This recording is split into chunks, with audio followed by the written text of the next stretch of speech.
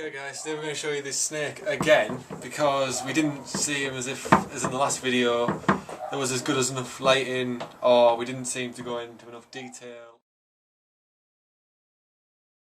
Okay guys, I'm going to go over the basics again of the snake. It is just a wrist motion, a flick of where the man is going to do a 360 overhead kick into either the push side or the pull side, or even if the man does seem to be leaving you the gap, right down the middle of his men. So yet again, a 360 overhead flick of either the push side or the pull side. Now guys, I'm going to go over the hand motion yet again for the snake, and the reason of why it's a simple overhead 360 flick.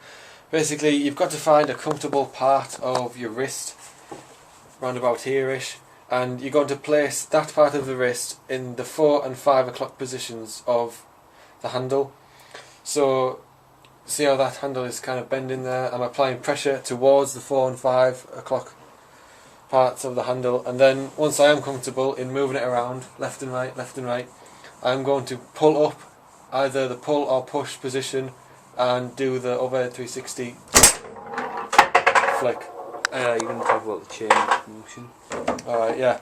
Something that my mentor taught me was to always imagine that there was a chain in the ground and you're going to yank that chain up as much as you can and as hard as you can and then catch that chain, and you'll see that progressively you will get better over and over again. Your shots will start to get harder, you'll start to hit the gaps more efficiently and accurately, and it's all about progressing really.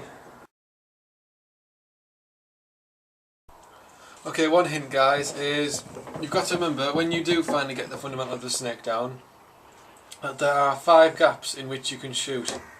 There is the very far push, the middle and the very far pull. And one gap which some novices may not know about is if you slightly pull or push the ball, it can hit in between the far push and the far pull. As you can see on the fireball, it's marked with white lines. And this can be effective if you have constantly hit the far pull and far push gaps all the time. As if you want to mix it up a bit, because if he's defending like this, just like constantly those 3 gaps, and you can't seem to get a score in, then just move it a tiny bit and hit that gap. Okay guys, we're going to go over a couple of the last fundamentals of the snake, as we've left it too late in the day again and it's getting dark. So now we're going to go over the 360 motion and the flick kind of motion it should be going in if you think you've mastered the snake.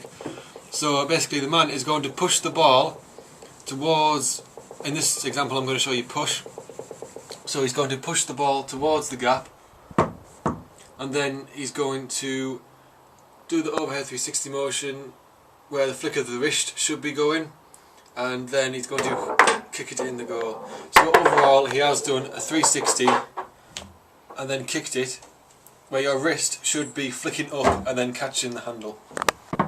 Now we're going to finish off the video with a couple more technical shots of the snake.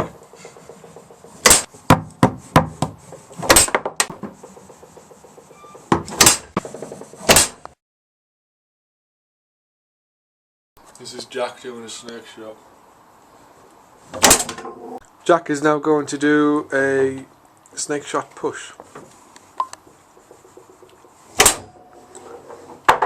That was awesome. Right, now guys, we're going to run over a few of the last technical sides of the snake, as we've left it too late in the day and it's getting dark again. Okay, so now we're going to go over the 360 head motion of the snake. Why is the cameraman laughing?